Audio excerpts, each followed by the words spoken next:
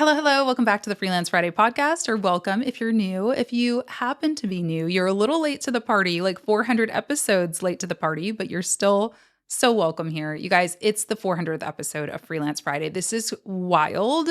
I started this show in January 2018 with really not a clue what I was doing or where this was going. It was just on my heart to talk about my own freelance journey, to share what I was learning as I stepped into entrepreneurship. And along the way, I've had the great pleasure of talking to dozens of other freelancers, content creators, entrepreneurs, experts, marketers, and so on. And I've learned so much from them. And I'm so grateful to still be here standing. So today I wanted to take a little walk down memory lane and share 10 of the most important things that I've learned over these past 8 years or so with you. So if you're looking to make it an online business, I really hope this helps you. This is tried and true, verified by some really smart people.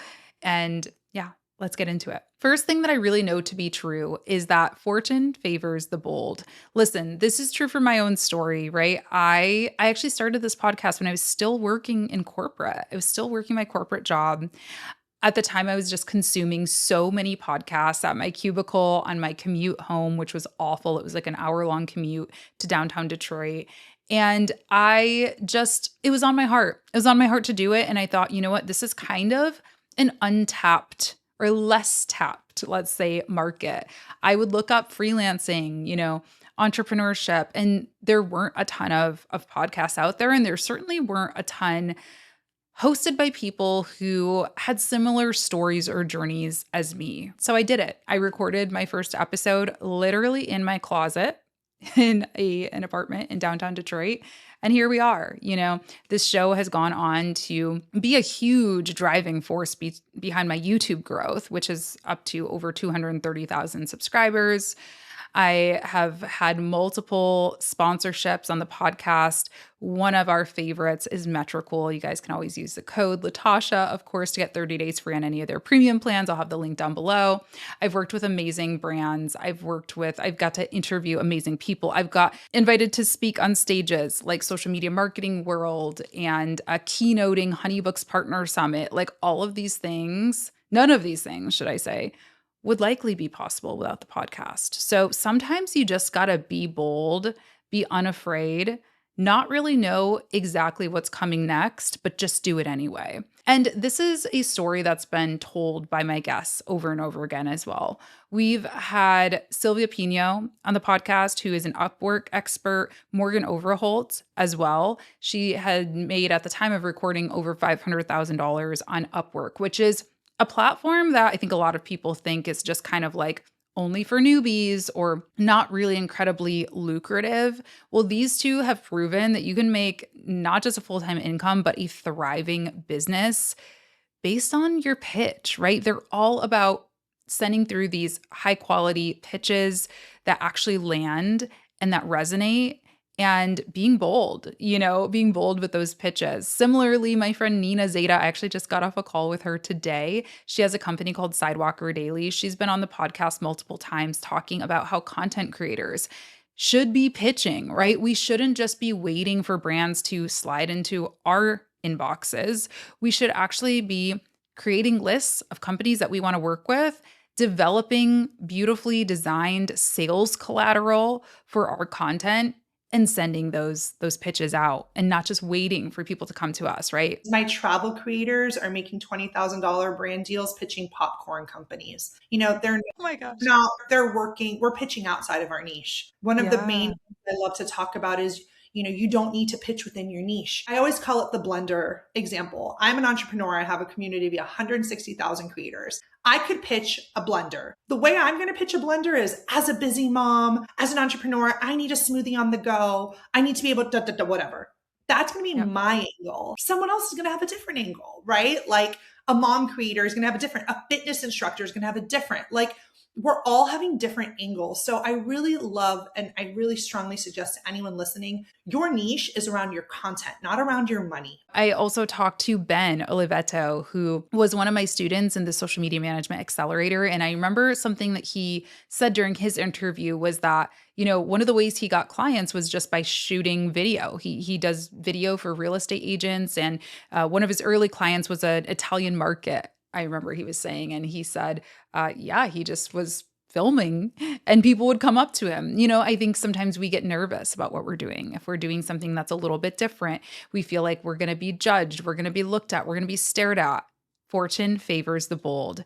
Get out there, show people what you do. Show people, don't just tell them, right? It's so easy to say, oh, yeah, I'm a social media manager. Or, yeah, I'm a content creator. Oh, I do real estate videography. It's a lot harder to actually show them, but the reward from actually getting out there and showing them is explosive. Number 2, this is something that I just feel so strongly about, especially 8 years later, right? In the era of AI, in the era of what's even real anymore, community. Community is real. Community is probably your greatest asset. Content without community, without interaction, without curiosity, without support it's just slop, right? We are, like I said, we're in that era of AI can pump out a graphic faster than any designer can nowadays, unfortunately. Not saying it's as good, of course, but that's just the world that we live in, right? AI can pump out videos faster than I can produce them. What makes this right here different from AI slop? It's the fact that there are real stories. This that I'm talking about, right, is all community focused. These are all amazing people that I've met through hosting this podcast and that in turn you guys have been able to meet virtually. It's about sharing my story. It's about hearing you guys' stories in the comments, reacting in real time, relatively, week by week. If you guys say, hey, I'm really curious about XYZ, or I have this question, or I have this thing that happened, I'm making an episode about it, right? That's something that AI just isn't really doing in a meaningful way.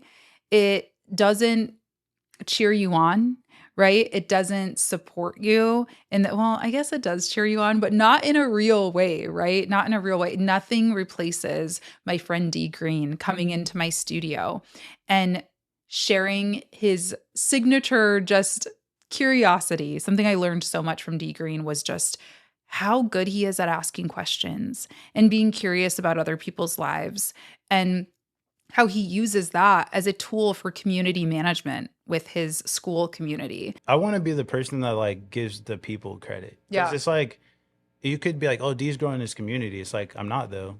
Like my community is growing our community really because it's like Rosita, Lisa, Cameron, like all these cool people that are in there. They're the ones that are engaging. Like all of them are doing way more work than me. Yeah. Like they're commenting, they're showing up for the calls, like they're buying the clothing, like they're doing really cool stuff. And I think a lot of the times we are like get up on these stages and these presentations like, oh, I'm making 50K a month. This is what I did. And it's like we're not really giving the people enough credit that like really helped us get there. Yeah, community is a great differentiator and it's so important. You know what else is important? An email list. Yeah, an email list. Just Dante talked about this early on, I think in 2019. She taught us that we should own something that you can't lose. Yeah, she talked about this in 2019. Email marketing was something that she really hammered home. Just Dante has a company called Love in London. Started as a YouTube channel. She's now built an amazing TikTok and Instagram following as well. She's done a lot of things, including a pop-up, an in-person pop-up in London, which is amazing. That happened last year. And she was a little ahead of the curve. Like people in the content creator space were not really talking about email lists all that much when she brought that onto my show. And it was interesting to me because I come from the traditional marketing world, right? I worked in corporate marketing. And so it wasn't really news to me, but it was kind of the first time I heard somebody in the YouTube space say, yeah, I send out an email every time one of my new videos goes live. And that really helps with my bingeable YouTube videos. We really value our customer list and being able to sell them our guides and sell them our services and different things that we offer. We use those metrics to pitch to brands, right? That was one of the first times that I had heard that in the creator sort of context. And I just think Jess is so smart, so lovely, just brilliant, truly. And so this is something that is just a reminder, no matter what it is that you're doing in online business, whether you're selling courses, selling content, selling sponsorship slots, um, just posting and getting monetized from views, they can all be gone tomorrow if you don't have a customer list, if you don't have a gauge on your people, right? Email is something that's a lot more reliable than social media. And I think we've also seen over these past 8 years how volatile these social media algorithms have become. Back in these days when I was interviewing Jess Dante, it still was that Instagram. You kind of posted and like all your followers saw it, or at least most of your followers saw it. Nowadays, it's rough out there. It is so rough. I can post and get like 20 likes, and that just does not match up with the number of followers or even frankly how good the post is. I'm so tired of people saying like your post content just isn't that good. Sure, that's a piece of it, but there's also been a huge algorithmic change, and email has not encountered the same thing, right? So owning something you can't lose is so important. One of my BFFs in this whole planet, Ryan Redoute, has been a guest on the podcast multiple times. And what I love about his story is that he has never been afraid to try new things and to just follow his creativity. He really inspires me. And so tip 4 is just a reminder that your first idea probably won't be your best, or probably will not be what you end up doing for your entire career. And I think there is just this reminder to just play, to just have fun, to follow your creativity. I think the first time Ryan was on my show, he had just quit his day job. We both had, really right around the similar times. And we were just talking about, here's step 1, here are tips before you quit your corporate job, before you start freelancing full time. And he was running an agency. Today, he is this successful TikToker, Instagrammer, content creator who's making the majority of his income from brand deals. And it's just been so fun to follow along on his journey and to, be along for that journey and kind of have a very similar trajectory to my business as well. And he's done a million things in between. I don't know. I don't want to call him out because he's not call him out. I say it's celebrating him, but I don't know how many of these different business ideas or creative ventures he wants me to share. But I love them all. I love that he's, done all kinds of different creative things along the way as he kind of found his niche and found the thing that was both profitable and joyful for him. So don't give up if you feel like the first thing you try isn't working. I mentioned it at the top of the episode, but Metricool is a sponsor of the Freelance Friday podcast. This show would not be possible without them, really. They've been our one consistent sponsor over several years. And if you don't know what Metricool is, it's a social media scheduling tool. They've also got incredible analytics, advertising tools, and so much more. And they actually just released 2 new features that I am obsessed with. They're called Campaigns and Studio. Campaigns allows you to group together different posts across your social media platforms. So for example, I'm hosting an in-person event in November called the Marketer's Edit. So I have a campaign called the Marketer's Edit. It aggregates all of my posts about that event and gives me a dashboard specifically for that. So I can pull up that report when I'm meeting with my business partner, Elena, and say, here's how the TME posts are going, for example. Studio allows you to plug in to their AI and ask it to help you analyze your data in a way that goes a lot deeper than I necessarily know how to do myself or know how to dig up the numbers for. So it's a really beautiful view. These are both free, at least for a limited time. And if you use my code Latasha to get that free trial on any of their premium plans, you'll be able to toggle a little box that says, yes, I want to try these new features. So make sure you do that. 30 days free on any of their premium plans using my code Latasha. That's Latasha. Link down below. Be sure to check them out. We talked a little bit about Ryan's niche and him kind of figuring that out. And I want to follow up with tip 5, which is that your niche should excite you. Your niche should excite you. What you do should excite you. You should have some passion there for what you freelance about. I believe that very, very strongly. I know that it's this is business, right? Anybody who tells you that freelancing is like easy is a liar. Okay? It's not easy. It's hard, but I wake up every day saying, I get to play with cameras for a living. I get to play with cameras for a living. I went to school for film. I dreamed of this. This is amazing, even on the days when it's 91 degrees and I'm filming and I'm like, what is going on? Why is it so hot? Why am I doing this? It's still amazing. And somebody who really demonstrated this for me was JC Dawn Valeras. She is an incredible inspiration to me as well. And she came on to talk about working in the music industry. She grew up loving music, being a musician, being a singer, songwriter herself, and going down to Nashville and realizing, hey, wait, like there's this other way that I can kind of be involved in the music industry without necessarily having to perform, not having to, but without performing myself and doing my own thing. I can be a marketer for these amazing artists. She's worked with some amazing names in country music, and I just really loved seeing her love for music showed in a different way. I think the singing and songwriting kind of started slowing down a little bit. I was having some trouble with my vocal cords, and so there was just kind of a natural progression for me to move into something different, but I wanted to stay in the music industry. Also, when I first moved to Nashville, I started getting a lot of messages from younger artists from my area and like the greater Boston area that were looking to either move to Nashville or they wanted advice on becoming a singer and all that kind of stuff. So I would take coffee meetings with a lot of these young artists that would find me online or whatever. And a lot of them I started noticing had the same questions, the same needs. They didn't know how to have a website. They didn't know how to run their social media. So I just started helping friends and younger artists. I get that question a lot. Like, how do I niche down? What niche should I work with? How do I know what to do? And I think it's like follow your passions. That might not mean, oh, go be a basketball player if you love basketball. But it could be, oh, I'm going to reach out to all the different basketball camps in my area, or I'm going to reach out to NBA players and see if they need a social media manager or a graphic designer or whatever that might be, right? There are so many different ways to like explore those passions and do those things that you love. You just got to be a little bit creative, Next tip is that people remember how you make them feel. Terry Schilling came on to talk about copywriting, and I think this was in 2019 as well. And I was like, Terry, what is copywriting? I didn't even know really what that meant, which is so funny.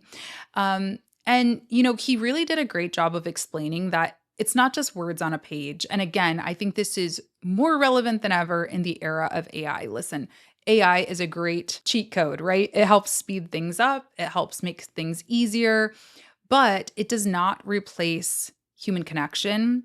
It does not replace the hours and hours of research that Terry talked about doing for his clients.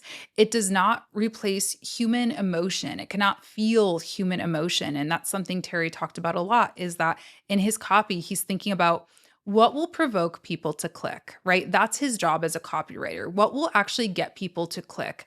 What emotions are they feeling as they go onto a website, as they read an email or social post, right? And so I think this is something that whether you're a copywriter, a videographer, a content creator, anything, we've got to remember that we are evoking feeling. We are storytellers. We're not just creators or doers, right? We are actually connecting with people in such a deep, meaningful way, even if we feel like we're just scribbling something onto a page, posting an Instagram story, right? It's always so much deeper than that. And my friend and business partner, Elena Kremlowski, came on the show recently as well. We talked about our event, which I mentioned briefly, the Marketer's Edit. You can go to themarketersedit.com, by the way, to grab tickets for that. I truly can't wait. It's going to be a great experiment. Let's just say that on our end. For you guys, it will definitely be amazing. But for me, it will be an experiment. But she came on to talk about that event that we're hosting. And yeah, this falls in line with what Terry was saying of, I kept asking her, what do you want to get out of this event? Why do you want to host this? And she just kept saying, I want to connect with other people. I want to connect with other marketers. I want to connect with other creators, other entrepreneurs, other business owners. That is irreplaceable. That is not something that you can just Google, ChatGPT, YouTube, right? Podcast. The feeling of being in a room with somebody who understands what you're all about, who empathizes with your maybe wacky schedule that you have because you're a freelancer, who can give you perspective that you haven't thought of before, truly is game changing. And so I loved sitting down. Literally, we actually sat down together in person. The in-person interviews are always fun. Sitting down with Elena and talking about our event. We really do hope to see you there. It'll be a good time. Jen Choi talked about, well, she talked about communications. That's what she came on talking about. But something that I've learned from her over the years is that vulnerability builds trust. I am such a huge fan of Jen's writing. I could go on and on. She actually published a book since the time that we talked on the podcast. I will share it on screen. It's a beautiful memoir and self-help book. Even before she wrote her book, I knew I was going to love it because she writes on her Instagram and her socials in such a way that is just so meaningful and profound and vulnerable, truly. And I think, again, in today's age, that's even more important. ChatGPT doesn't understand trauma. It doesn't understand culture in the way that someone who's writing a memoir about those things can do, right? It just cannot connect in that same way. And I have found this for myself as well over years of doing the podcast, that the more honest I am, not just about my wins, but also about my failures, my hiccups, my bumps along the road, my questions, right? I've explored questions with you guys. Are online courses dead? Are they dying? Does this still work? I don't know. Let's figure it out together. What's going on with the Instagram algorithm today? Let's explore. Let's do some digging, right? Let's dig through some data. The more that I've done that and admitted I don't really know, the better things have gotten. The more that somebody like Jen opens up and shares her why, shares the things that she's going through, shares the things that keep her going every day, the more connected to her I feel and the bigger fan of hers I become. Like, I am not leaving. I'm not leaving her following list, you know? So it's just a reminder to, again, be human, right? Share those human moments. It doesn't mean you have to dig to the depths of your trauma necessarily. That might not be something that makes sense for your brand or that you're ready to do. But opening up a little and reminding people that you are indeed human and that you do indeed have the same hopes, dreams, and fears that they do will really help you build a loyal following. It certainly has for me. Also, I want you to stay curious. That's my next tip. And I've got to shout out Norris Howard, who I once upon a time was married to, for this. He did an episode with me all about interviewing. And something I learned from being his partner for almost a decade was that he is really good at talking to people and he is really good at interviewing people. This is something that he went to school for. He has a journalism degree and he has interviewed everybody from like esports stars to political figures and everywhere in between. And so the biggest takeaway that I had from our interview was to be curious before an interview and to come correct, to be prepared, to show up, to do your research. I remember asking him to do this episode with me because at that time I was doing a lot of podcast interviews. Like, I was the interviewee and I was getting on some that were like just straight up offensive. They were like clearly just had like some database, I guess, and were like, so what do you do? And I'm like, shouldn't you know before you like book me? Like, shouldn't you come with better questions? And curiosity and research and preparation is the secret to that. It's really the antidote to that awkward feeling. So he did a great job of talking about that. I've had a couple of other guests who've talked about being curious in different ways too, like Andrea Marie, who actually was one of my first long-term coaching clients. She's amazing. Also, my friend Ryan. So Andrea is an Instagram expert. Ryan came on to talk about TikTok, which was this brand new platform at the time for me. I've always been scared of TikTok. I remember the day he like texted me about TikTok. He was like, yeah, there's this thing. Actually, I think it was Musical.ly back then. He was like, what do you think about this Musical.ly platform? And I was like, I don't know. Isn't that just like children on there? And he followed it And guess what? He blew up on that platform. Guess who didn't? Me, because I wasn't curious enough, right? I wasn't curious enough to evolve and to try different things. And he was, and he has reaped the rewards for that. I woke up, it was Christmas Eve. I posted it. I checked it literally that night, I believe, and it was at like 200,000 views. And you're just gosh. like, and then your follower notification at the bottom says 2,000 new Oh my followers. gosh. And you're just like, what? And it was Christmas Eve. So like the endorphins were just flowing in my body. Andrew Marie, she specializes in Instagram, and she really digs into all of the different formats, the trends, the things that are working on Instagram, and talks about those things on her podcast, Instagram for Bosses. So staying curious about people that you're talking to, but also about platforms, your medium, those things are all incredible tools. It's an incredible thing to do. Build your business around your life. This has been something that I've kind of had to learn the hard way, I'll be honest, but I can't say I wasn't warned. My first ever interview. This is so funny to think about. Again, I was recording in my closet in downtown Detroit. I was so nervous. I gotta get ready. I'm doing an interview tomorrow morning at 7:30 a.m. So I gotta get my closet ready. Here is where I'm going to record tomorrow morning. Yeah, it's gonna be a tight squeeze, but I'm able to fit my desk chair. She was over in the UK. She is in the UK, as far as I know, still is. And so she was like 5 or 6 hours ahead of time. So the only time I could get on her calendar, I think, was like 4 or 5 a.m. my time. So I'm like getting all my stuff together in my closet with my blue snowball microphone. I was so nervous, but she was so lovely. Her name's Vina V. And she was at that time, I think, doing like coaching, video coaching. And I think even back then, though, she sort of had this niche of mums. She's in the UK, so moms, right? And she told this story on my podcast about her child and, wanted to be more present for her child, and that being one of the big drivers of her entrepreneurial journey. And like I said, that was 8 years ago. And I was like, oh yeah, I was in my 20s. I was living the life in downtown Detroit, just doing my thing. couldn't really relate so much, right? I didn't have a child that I needed to be close to or be there for, and I still don't.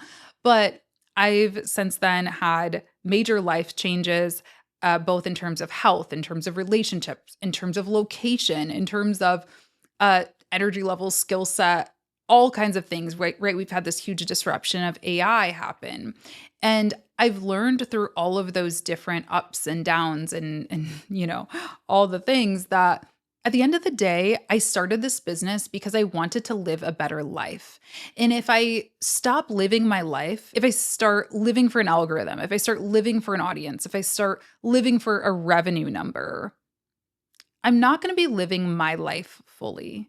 And so it is really important to reassess your business every once in a while and make sure that it's still lighting you up, that it's still working for your lifestyle, and also understanding that your life and your business is going to have ebbs and flows. That has been a hard truth for me, right? I cannot compare myself to 2021 era of me, who was younger, had a lot more energy, had a partner, like a, relational partner who could help with things, had a lot less responsibilities, a lot less health issues, right? Like there's a season for things. And then there's a season for really focusing on those other things that I've mentioned, right? And like, that's the thing. Freelancing it is not a upward trajectory forever. It is a lot of ups and downs, and it's about how you can weather those things. And I have just found that prioritizing what matters most, prioritizing your core values, you'll always feel wealthy. You'll always feel rich. Like that's how I've always felt. And also save your money and invest your money and get a good accountant. Okay. With that said, I want to close on this last thing, which is that the medium might change, but the mission doesn't. Yeah, I've had a lot of changes. I've gone through this like hardcore client acquisition, like let's do social media management. Like that's how I got my start 8 years ago. And then I sort of diversified my service offerings. I did a lot more video content along the way. I did courses, right? Courses were like a big focus of mine. Coaching, AI got introduced a few years ago. That became kind of a focus. The social media platforms kind of had like this weird, like big mix up, right? Elon Musk bought Twitter and Threads got introduced. That was the first new social media platform in a really long time. So there was a period of time where we were all kind of like walking around trying to figure things out. And today I'm really just loving making content, and I'm really excited about brand deals, working with really cool brands, focusing on that. And you know what? There are going to be a million different twists and turns, for the rest of my life. I'm only 35, God willing, right? I'm going to have a lot more that I'm going through in my life and in my business. And so are you. And so have these guests. What's interesting is when I was going through all of my guest episodes, I don't know if any of these people are doing the exact same thing that they came on the podcast to talk about. I don't think so, truly. And even if they are still technically doing the same thing, most of them have added something on, right? They've diversified their revenue stream in one way or another. They've tried something new. They've let something go. And that really gave me a lot of comfort to see that it's not just me, but that is a part of this. That's entrepreneurship, right? Like it's not, like I just said, it's not just constant upward trajectory. It's not just set it and forget it. It's about evolving. And it's not even always just like, I think we sometimes look at evolution as like this need, like, oh, they had to switch because I don't know, courses aren't selling or coaching isn't selling or services aren't selling. No, sometimes it's about leaving things on a high note. It's about realizing it just doesn't suit your life anymore. It doesn't light you up anymore. It's just not what you're interested in doing anymore. And wow, what a blessing, right? That we get to do this and literally decide. I literally get to wake up every day and say, what am I going to work on today? It's a little scary still. It is a little scary to have that level of responsibility and autonomy, but it's also just such a beautiful thing that I get to decide. You get to decide. We get to decide. Oh my gosh. It's amazing. It really is. So I think what's important is remembering who you are, right? What your mission is. My mission is to help creative people build freedom-driven businesses. Sometimes that's on YouTube, sometimes that's on Instagram, sometimes that's through a course, sometimes that's through busting out my camera, inviting you to my studio and filming you myself. Sometimes that's speaking on a stage, sometimes that's writing a book, sometimes that's offering you my app, sometimes that's offering you this podcast. Either way, the mission is still the same and it will be the same. That is something that I don't see myself dropping my passion for anytime soon. I think that is my life's work, and how I'll deliver it is a question mark. Will I see you in 8 years, 400 more episodes? I'm not sure. But I do know that I will still believe in freelance. I do know that I will still believe in creativity and autonomy and passion for one's work. So let me know what your mission is. I would love to hear from you. I'd love to hear what you've learned. If you've been tuning into the podcast for the past 8 years, thank you. If you just tuned in for the first time today, welcome. I very, very, very rarely ask this, but I used to do it all the time. If you enjoy the podcast, would you do me a solid and go over to Apple Podcasts and leave a rating and review? It really does help people discover the podcast. If you're listening on a podcasting platform, go over to YouTube, subscribe to me over there. You can watch all the, videos as well as my in-between videos. I do vlogs and tutorials and things like that in between the podcast episodes. And yeah, most importantly, I would just love to hear from you in the comments. If you don't mind, just say hello, say how long you've been listening. That would be cool to hear. And huge thanks to all of the guests. I didn't cover everybody, okay? There have been so many. I've learned so much from every single one, but I didn't have time to go through everybody individually. So if you've ever been a part of Freelance Friday, whether that's through an interview, through being on my team, right? I've had multiple different video editors and freelance support members over the years who, like, this show is all ours, right? It's something that we've all done together. So claps. Thank you. And I will see you for episode 401 next week. Bye.